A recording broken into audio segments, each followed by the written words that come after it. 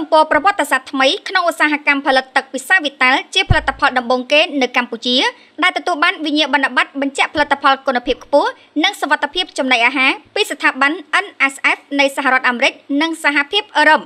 សន្និសីទសារព័ត៌មាននេះធ្វើឡើងក្នុងគោលបំណងផ្សព្វផ្សាយលើកកម្ពស់ពីគុណភាពនិងសុវត្ថិភាពខ្ពស់របស់វិតាលដែលបានទទួលស្គាល់ជាសកលពីសហរដ្ឋអាមេរិកនិងសហភាពអឺរ៉ុបព្រមទាំងផ្ដល់លទ្ធភាពដល់អតិថិជនប្រើប្រាស់និងសាធារណជនយល់កាន់តែច្បាស់អំពីវឌ្ឍនភាពរីកចម្រើនរបស់ទឹកពិសាវិតាលផងដែរសញ្ញាសម្គាល់ NSF នៅលើផលិតផលវិតាលជាសក្ខីកម្មនៃទំនុកចិត្តកាន់តែខ្ពស់សម្រាប់អ្នកប្រើប្រាស់ក្នុងការទទួលទានទឹកពិសាដែលមានគុណភាពសុវត្ថិភាពនិងអនាម័យសម្រាប់ការប្រើប្រាស់គ្រប់ពេលវេលាស្ថាប័នអន្តរជាតិ NSF គឺជាស្ថាប័នឯករាជ្យនិងទទួលស្គាល់ជាសកលផ្ដោតសំខាន់លើស្តង់ដារគុណភាពសាធារណៈនិងការទទួលស្គាល់គុណភាពខ្ពស់ដើម្បីជួយពង្រឹងគុណភាពម្ហូបអាហារទឹកពិសាផលិតផលទទួលទានផ្សេងៗនិងបរិស្ថាននានាលោកភីរភុងផៃសិតគុណវិវត្តប្រធានអនុវត្តកិច្ចការសវនកម្មប្រចាំតំបន់អាស៊ីប៉ាស៊ីហ្វិកនៃស្ថាប័ន NSF បានថ្លែងក្នុងសន្និសីទសារព័ត៌មានថាការទទួលបានវិញ្ញាបនបត្រ NSF មិនមែនជាសមិទ្ធផលផ្នែកបច្ចេកទេសសំដៅលើគុណភាពផលិតផលតែប៉ុណ្ណោះទេតែជាការទទួលស្គាល់ជាសកលចំពោះការបដិញ្ញាចិត្តដ៏ឃ្លាវខ្លារបស់វិតាលចំពោះសុវត្ថិភាពនិងគុណភាព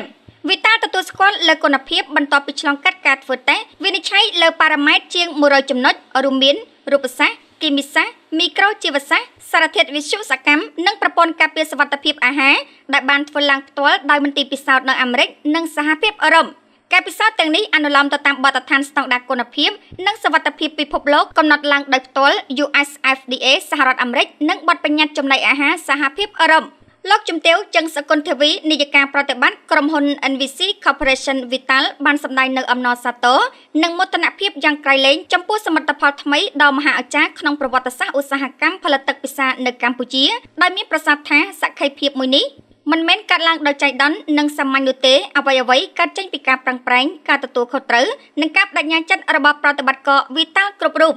សមិទ្ធផលនេះបានបង្ហាញពីមោទនភាពផលិតផលជាតិបង្កើតឡើងដោយស្នាដៃកូនខ្មែរដែលអាចឈរឈ្មោះឆ្ពោះទៅកាន់ស្តង់ដារពិភពលោកក្នុងន័យគុណភាពនិងសុវត្ថិភាពលោកជំទាវបានបង្ហាញពីការបដិញ្ញាចិត្តក្នុងនាមជាផលិតផលជាតិដែលបង្កើតឡើងដោយប្រជាជនខ្មែរនិងមានវត្តមានក្នុងទីផ្សារកម្ពុជាអស់រយៈពេល15ឆ្នាំវិតាលតែងតែប្រកាន់ភ្ជាប់នៅបេសកកម្មក្នុងការផ្ដល់ជូននៅទឹកពិសាដែលមានគុណភាពខ្ពស់សម្រាប់ជីវិតមនុស្សនិងសង្គម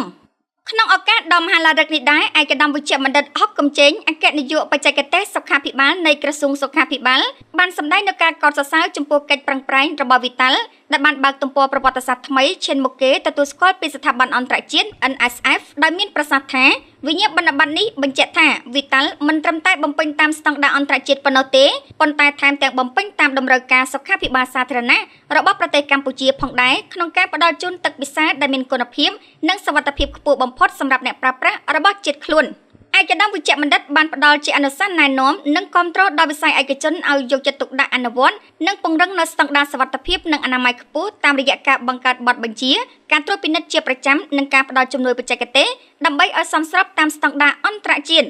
គួររំលឹកដែរថាក្រៅពីការទទួលស្គាល់ជាសកលពីស្ថាប័ន NSF គ្រប់ផលិតផលវិតាលទទួលបានវិញ្ញាបនបត្រទទួលស្គាល់គុណភាពនិងសុវត្ថិភាពដោយស្ថាប័នវិញ្ញាបនបត្រស្តង់ដារអន្តរជាតិ IGS ពីចក្រភពអង់គ្លេសដែលជានិច្ចកាលវិតាលតែងអនុលោមទៅតាមស្តង់ដារនានារួមមានការអនុវត្តអនាម័យល្អប្រព័ន្ធគ្រប់គ្រងសុវត្ថិភាពម្ហូបអាហារ ISO 22000:2008ប្រព័ន្ធគ្រប់គ្រងគុណភាព ISO 9001:2015 និងប្រព័ន្ធគ្រប់គ្រងបរិស្ថាន ISO 14000:2014 ផងដែរ